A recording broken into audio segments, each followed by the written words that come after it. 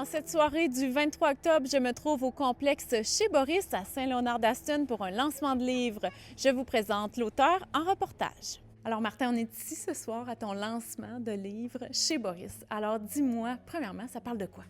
Eh bien, d'abord, c'est un roman que j'ai écrit dans la pandémie qui se veut une inspiration d'une pièce de théâtre que j'avais écrite il y a très longtemps. On parle de 2007-2008, qui s'appelait Chronique du dépanneur. Donc, ça parle de mon enfance passée dans un dépanneur familial ici. Mon père était propriétaire d'un dépanneur au centre du village, ici en face de l'église. Et puis, j'ai grandi littéralement dans ce dépanneur-là, ce qui m'a donné l'occasion de rencontrer les villageois, puis les gens autour, puis de vivre avec la communauté ici des choses spéciales. Puis, ça parle de l'enfance, ça parle d'amour, ça parle de la mort, ça parle peut-être aussi d'argent. Enfin, tu sais, les grands thèmes qu'on peut retrouver dans un roman sont pas mal tous là. Qu'est-ce que ça te fait de faire ce lancement-là dans ton milieu natal? Ah, moi, c'était tellement important de revenir ici à Saint-Léonard, d'abord pour lancer le projet ici chez Boris, entre autres, parce que c'est des gens qui m'ont donné des premières chances, des gens qui étaient là quand j'étais adolescent, puis même quand j'étais enfant, puis que je faisais mes premières armes, soit à l'école primaire ou à l'école secondaire, on faisait des spectacles, puis la communauté était là, puis j'avais vraiment le goût de redonner en premier à ces gens-là.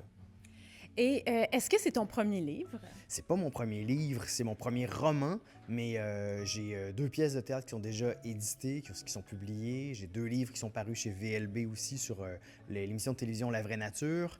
Puis j'ai d'autres œuvres, bien sûr, à côté là, qui ont été écrites. Là. J'en suis pas mes premières armes, disons.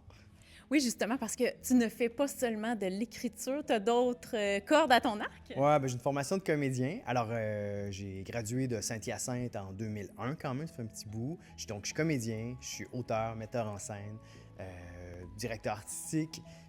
Donc, je fais un peu tout ça.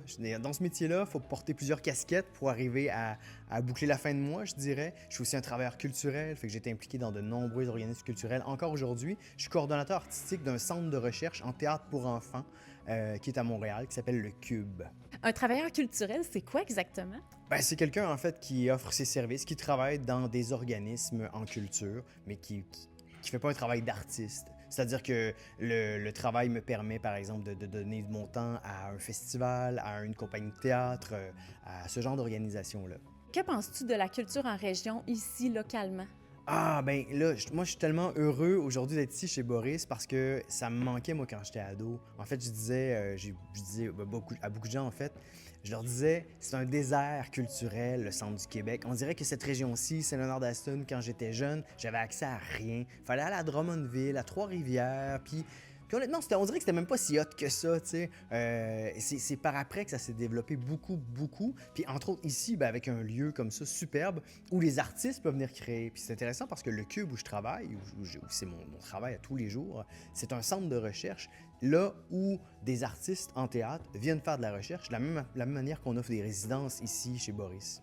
Donc, c'est extrêmement précieux. Puis moi, je souhaite que tout le monde amène les enfants au théâtre, que tout le monde amène les jeunes, c'est ça, que les enseignants amènent leurs jeunes aussi au théâtre, qu'on les sorte dans des lieux culturels comme ici, parce que ça fait de nous de meilleurs êtres humains. Je reviens un peu à ton roman.